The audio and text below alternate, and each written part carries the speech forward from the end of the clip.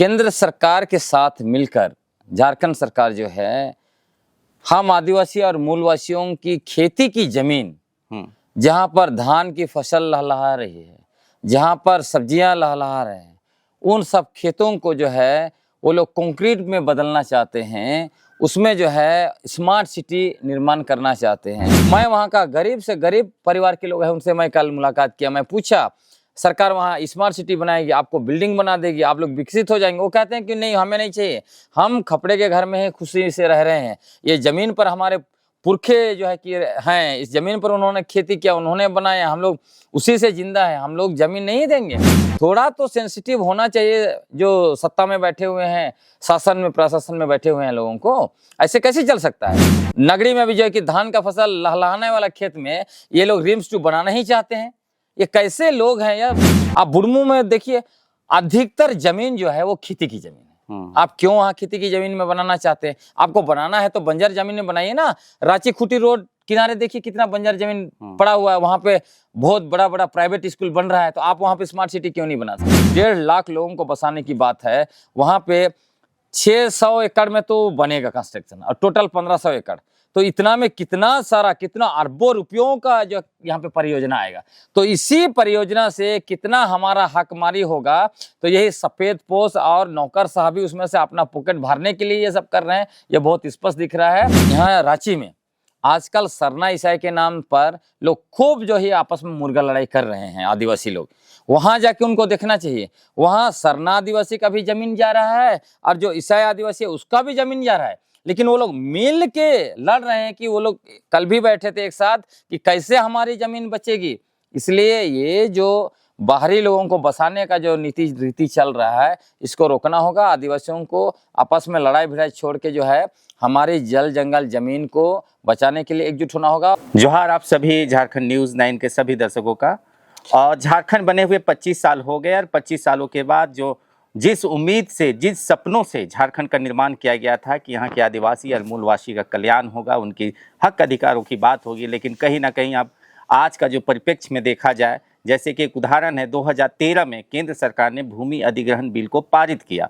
उसमें साफ तौर पर लिखा हुआ था कि खेती वाली जो जमीन है उसको आप अधिग्रहण नहीं कर सकते। उसके बावजूद भी आप सिदरौल चाहिए जो बुढ़मू प्रखंड में है, वहाँ पे लगभग 1500 एकड़ जमीनों को जबरदस्ती स्मार्ट सिटी बनाने की कवायद चल रही है।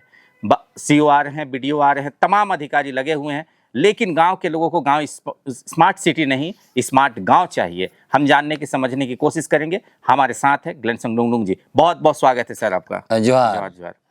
क्या कहना है इस मुद्दे पे आपको? यही चिंतनीय विषय है, क्योंकि झारखंड राज्य बना था अबुआ दिसुम अबुआ राइज का सपना को जो है पूरा करने के लिए। आज हम लोग देख रहे हैं कि केंद्र सरकार के साथ मिलकर झारखंड सरकार जो है हम आदिवासी और मूलवासियों की खेती की जमीन जहां पर धान की फसल लहलहा रही है, जहां पर सब्जियां लहलहा रहे हैं, उन सब खेतों को जो है वो लोग कंक्रीट में बदलना चाहते हैं। उसमें जो है स्मार्ट सिटी निर्माण करना चाहते हैं। यह दुर्भाग्य की बात है। मैं कल ही बुढ़मू गया था, क्योंकि गांव के लोग बुलाए थे कि उनकी ज़मीन जो है उसको लिया जा रहा है, कैसे करेंगे। मैं जब देखा धान का जो खेत है उसको देखकर वहाँ पर मेरा खुद जो है कि मन उदास हो गया कि इतना बेहतरीन तरीके से धान के पीले पौधे, अभी फसल तैयार है काटने के लिए। और 30 तारीख को रांची के डीसी महोदय गए थे बुढ़मू और वहाँ पर मीटिंग वगैरह हुई, जगह देखा गया। ऐसा रांची स्मार्ट सिटी है, उसी का एक्सटेंशन वो लोग वहाँ पर करना चाहते हैं।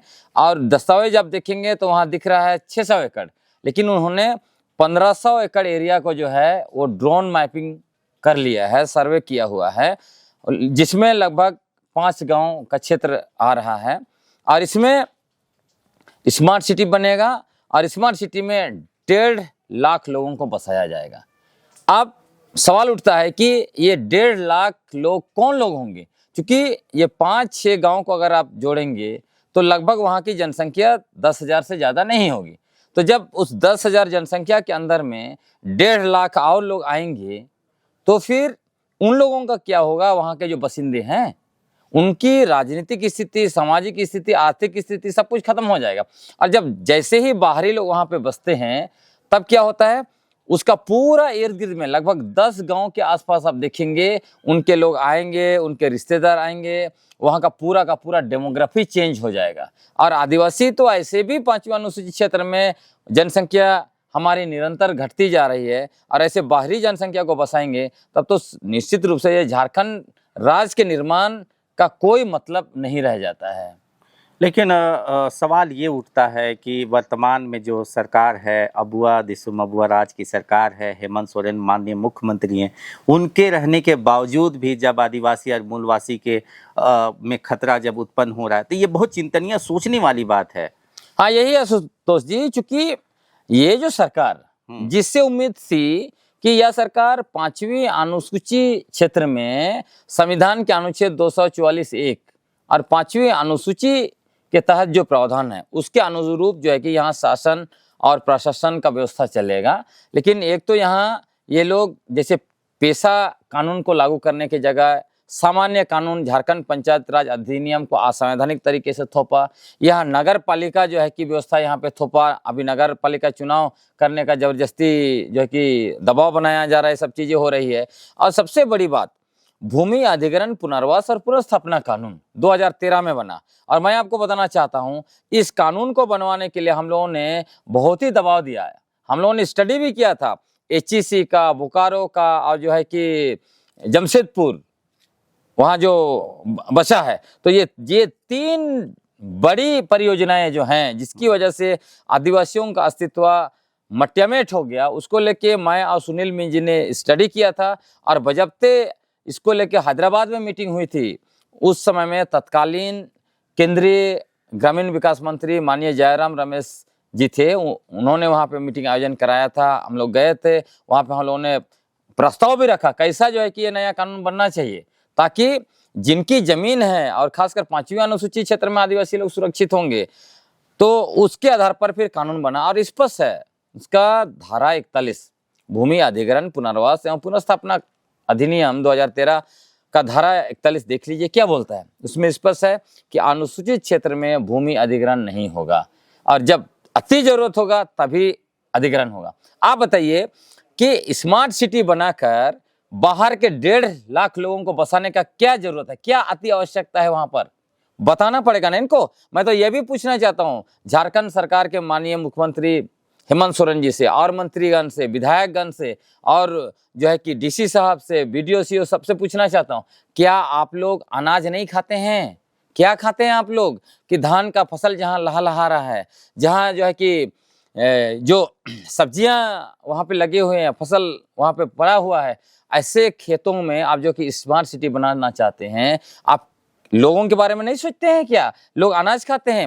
मैं वहाँ का गरीब से गरीब परिवार के लोग हैं, उनसे मैं कल मुलाकात किया, मैं पूछा सरकार वहाँ स्मार्ट सिटी बनाएगी, आपको बिल्डिंग बना देगी, आप लोग विकसित हो जाएंगे। वो कहते हैं कि नहीं, हमें नहीं चाहिए, हम खपड़े के घर में ही खुशी से रह रहे हैं। ये जमीन पर हमारे पुरखे जो है कि हैं, इस जमीन पर उन्होंने खेती किया, उन्होंने बनाया, हम लोग उसी से जिंदा है, हम लोग जमीन नहीं देंगे। थोड़ा तो सेंसिटिव होना चाहिए जो सत्ता में बैठे हुए हैं, शासन में, प्रशासन में बैठे हुए हैं लोगों को। ऐसे कैसे चल सकता है? अब अनुसूचित क्षेत्र में जहाँ पे संविधान का अनुच्छेद 19 का 5 और 6 के तहत बाहरी जनसंख्या को रोक लगाना चाहिए। अनुसूचित क्षेत्र एक तरह से बाउंड्री है, बाउंड्री जो है उसको तोड़ तोड़ के बाहर के लोग आके भर रहे हैं, और उन्हीं लोग के हित में यह सरकार स्मार्ट सिटी बना रही है, कहीं कुछ बना रही है। नगरी आप देख ही लिया, नगरी में भी जो है कि धान का फसल लहलहाने वाला खेत में ये लोग रिम्स टू बनाना ही चाहते हैं। ये कैसे लोग हैं, यह निश्चित रूप से चिंतनीय विषय। मैं माननीय मुख्यमंत्री जी से और मंत्रीगण से, DC साहब से भी, और जो भी प्रशासनिक अधिकारी हैं सभी लोगों से मैं निवेदन करना चाहूँगा, आप जरा सेंसिटिव होइए, सोचिए। क्योंकि आपको बताना चाहता हूँ ये जो स्मार्ट सिटी का प्रोजेक्ट है, 5 ब्लॉक आइडेंटिफाइड था। एक तो आपका ये नमकुम, दूसरा ओरमांझी, तीसरा बुरमू, चौथा जो है आपका सोनाहातू, और 5वां बुंडू। चूंकि नामकुम का मैंने सुना वहां से हटा दिया गया, चूंकि वहां के विधायक महोदय ने विरोध किया। अभी ओरमांझी वहां भी विधायक ने विरोध किया, तो वहां से भी हटा दिया गया, 2 ब्लॉक को निकाल दिया गया। अभी 3 ब्लॉक है लिस्ट में। आप कहने कि तीनों में से किसी एक में तो बनाएंगे ही बनाएंगे। आप बुरमू में देखिए, अधिकतर जमीन जो है वो खेती की जमीन है। आप क्यों वहां खेती की जमीन में बनाना चाहते हैं? आपको बनाना है तो बंजर जमीन में बनाइए ना। रांची खूंटी रोड किनारे देखिए कितना बंजर जमीन पड़ा हुआ है, वहां पे बहुत बड़ा बड़ा प्राइवेट स्कूल बन रहा है, तो आप वहां पे स्मार्ट सिटी क्यों नहीं बना सकते? क्यों आप खेती की जमीन पर ही कंक्रीट खड़ा करना चाहते हैं, बिल्डिंग खड़ा करना चाहते हैं? लोग क्या खाएंगे? सोचना चाहिए हमारे आने वाले पीढ़ियों के बारे में। और सबसे बड़ी बात है, वहां गांव के लोग खेती करते हैं, स्वच्छ हवा पानी सब कुछ मिल रहा है, तो ये सारे चीजों को ये लोग क्यों बर्बाद करना चाहते हैं? मुझे लगता है आशुतोष जी, एक ही कारण है, स्मार्ट सिटी के नाम पर भारी भरकम परियोजना आएगा। आप इमेजिन कीजिए, जब 1.5 लाख लोगों को बसाने की बात है, वहां पे 600 एकड़ में तो बनेगा कंस्ट्रक्शन और टोटल 1500 एकड़, तो इतना में कितना सारा, कितना अरबों रुपयों का जो यहाँ पे परियोजना आएगा। तो इसी परियोजना से कितना हमारा हकमारी होगा। तो यही सफेद पोश और नौकर साहब भी उसमें से अपना पॉकेट भरने के लिए ये सब कर रहे हैं, ये बहुत स्पष्ट दिख रहा है। लेकिन ऐसा नहीं होना चाहिए, ये बहुत ही झारखंड के आदिवासी और मूलवासियों के साथ अन्याय होगा। वहाँ बड़े पैमाने पर आदिवासियों की जमीन जा रही है, मूलवासियों की भी जमीन जा रही है। उसके साथ साथ मैं आपको यह भी कहना चाहता हूं, क्योंकि यहाँ रांची में आजकल सरना ईसाई के नाम पर लोग खूब जो है आपस में मुर्गा लड़ाई कर रहे हैं, आदिवासी लोग।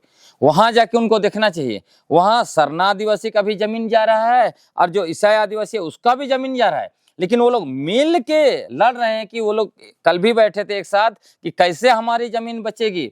इसलिए ये जो बाहरी लोगों को बसाने का जो रीति चल रहा है, इसको रोकना होगा। आदिवासियों को आपस में लड़ाई भिड़ाई छोड़ के जो है हमारी जल जंगल जमीन को बचाने के लिए एकजुट होना होगा। और मैं कहूँगा सभी लोगों से कि भाई बुढ़मू का जमीन हो या फिर वो प्रोजेक्ट इधर भी आए, ये आपका चाहे सोनाहातू में आए, चाहे जो आपका ये आपका बुंडू तमाड़ में आए, लेकिन हमारा स्पष्ट है कि ऐसे परियोजना कंस्ट्रक्शन का जो काम है, कंक्रीट जंगल बनाने का काम है, वो बंजर जमीन पे होना चाहिए, खेती की जमीन में बिल्कुल नहीं होना चाहिए। इसको हम लोग स्वीकार नहीं करेंगे।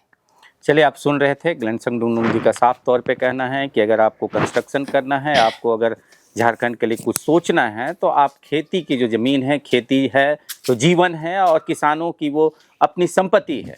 कहीं न कहीं सरकार अपने वादों से और अपने विचारों से और अपने जो उसकी मंशा थी कि झारखंड का नवनिर्माण होगा, झारखंड आगे जाएगा, लेकिन कहीं ना कहीं इस पर विफलता सरकार की दिखाई दे रही है।